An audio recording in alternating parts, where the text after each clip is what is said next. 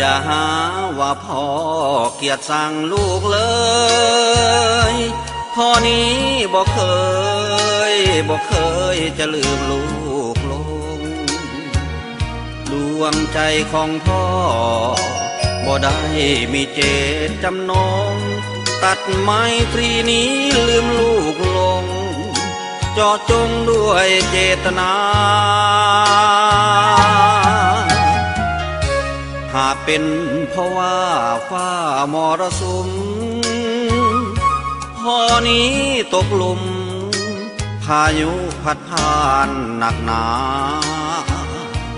ชีวิตพ่อลูก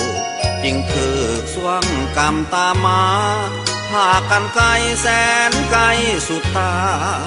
เหลือมาแต่อดีตนาน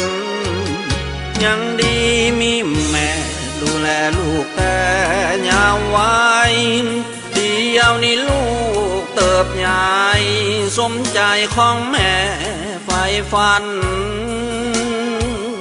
ลูกเอ้ยลูกหักให้ลูกตระหนักพระคุณแม่นั้นชีวิตจะสุขสันต์